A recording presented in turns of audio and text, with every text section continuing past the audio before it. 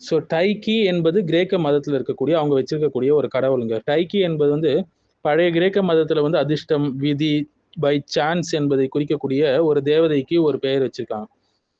So luck, நல்லதா கெட்டதா ரெண்டையும் கண்ட்ரோல் பண்ணும் சக்தி என்று நம்பப்படுது. ஸோ டைக்கியோடைய முக்கிய அம்சங்கள் என்ன சொல்றாங்க, சான்ஸுடைய பிரதிநிதி அவரு. வாழ்க்கையில் நடக்கக்கூடிய அன்எக்ஸ்பெக்டட் விஷயங்கள் வந்து அவரால் தான் நடக்குது. வெற்றி தோல்வி எல்லாம் டைக்கி டிசைட் பண்ணுவாள் என்று அவங்க சொல்றாங்க. ஒவ்வொரு நகரத்துக்கும் ஒரு தனி டைக்கி இருக்கு என்று அவங்க நம்பினாங்க. அந்த நகரத்துடைய வளர்ச்சி வீழ்ச்சிக்கு இந்த டைக்கியோட இன்ஃப்ளூயன்ஸ் தான் காரணம் என்று அவங்க வந்து நினைச்சாங்க. டைக்கியை வந்து கிரேக்க கடவுள்களா அவங்க வச்சாங்க. வாழ்க்கையில எது நல்லது கெட்டது நடந்தாலும் குட் லக் பேட் லக் டைக்கியால தான் நடந்துச்சுன்னு சொல்லி சிம்பிளா சொல்லிட்டு போயிடுவாங்க. இது எப்படி அவங்களுடைய வழி தவறான சிந்தனை சொல்லி பாக்குறீங்கன்னா, அதனால கண்மூடித்தனமான ஒரு லக் கான்செப்டை இவங்க வந்து நம்புறாங்க. எந்த நேரத்திலும் எது வேணா சேஞ்ச் ஆகலாம், இன்னைக்கு சக்சஸ் நாளைக்கு ஃபெயிலியர் ஆகலாம் என்று. நல்லது நடந்தா அது டைக்கியுடைய அருட்கொடை, கெட்டது நடந்தா டைக்கியுடைய சாபம் என்று அவங்க நம்பினாங்க. அதனால சில ரிச்சுவல்ஸ் எல்லாம் பண்ணாங்க வேற. அதுக்கு ஃபார்ச்சுனா யாருன்னா ரோமா மதத்துல வந்து அதிர்ஷ்டத்துடைய தேவதை, அதிர்ஷ்டத்துடைய கடவுள், விதியுடைய கடவுள் என்று பார்க்கப்படுது. டைக்கிக்கு அப்படியே ஒரு ரோமன் வேர்ஷன் போல சொல்லலாம். அவங்க டைக்கியை வச்சுக்கிட்டாங்க கிரேக்ல, இவங்க வந்து ரோமன்ல ஃபார்ச்சுனா வச்சிருக்காங்க. ஸோ ஃபார்ச்சுனாவுடைய முக்கிய அம்சங்கள் என்ன சொல்றாங்கன்னா, ஃபார்ச்சுனா வந்து நல்லதையும் தருவாள் கெட்டதையும் தருவாள் என்று சொல்றாங்க. ஃபார்ச்சூன் இஸ் அன்ஸ்டேபிள் சொல்லுவாங்க. குட் லக் பேட் லக் ரெண்டுமே அவகிட்டேருந்து வருதுன்னு சொல்லி அவங்களுடைய கடவுள்ல வச்சிருக்காங்க. வீல் ஆஃப் ஃபார்ச்சுனா கான்செப்ட் கூட, ஃபார்ச்சூன் கான்செப்ட் கூட அவங்க வச்சிருக்காங்க. மேலே இருக்கிறவன் கீழே வருவான், கீழே இருக்கிறவன் மேலே வரும் அப்படின்னு சொல்லி. இது வந்து லைஃப் வந்து அன்பிரடிக்டபிள் என்பதை காட்டக்கூடிய ஒரு விஷயம். ஸோ ஒவ்வொருத்தவங்களுக்கும் ஒரு தனி ஃபார்ச்சூன் இருக்கு. வாழ்க்கை முழுவதும் இன்ஃப்ளூயன்ஸ் தான் என்று சொல்றாங்க. அரசர்கள் கூட இந்த ஃபார்ச்சுனாவை நம்பினாங்க.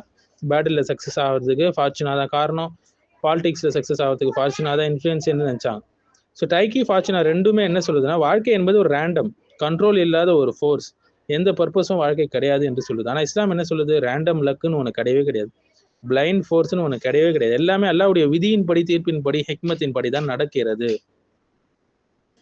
ஸோ இந்த லக்குடைய கடவுளாக இந்த டைக்கிய கிரேக்கர்களும் ஃபார்ச்சுனாவை ரோமர்களும் வச்சிருந்தாங்க.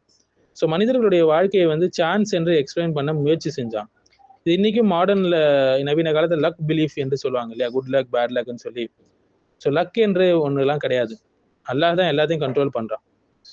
டைக்கி ஃபார்ச்சுனான்னு பேர் மாறினாலும் நவீன காலத்தில் லக் என்ற நம்பிக்கை வந்து அதே பழைய மூட நம்பிக்கையில தான் இருக்கு வெஸ்டர்னர்ஸ் மத்தியில.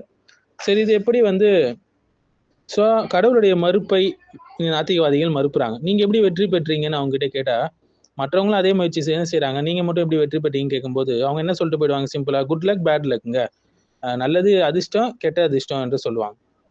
ஆனால் மனித வாழ்க்கையை கவனமாக நம்ம பார்த்தோம்னா எல்லாவற்றையும் லக் மூலம் எக்ஸ்பிளைன் பண்ண அவங்க முயற்சிக்கிறாங்க, குறிப்பா மேற்கத்தியர்கள். ஸோ இதுக்குன்னு என்ன செஞ்சாங்க, அதிர்ஷ்டம் தரக்கூடிய பொருட்களை நாங்க அணியிறோம்னு சொல்லி ஷிர்க்ல விழுந்தாங்க.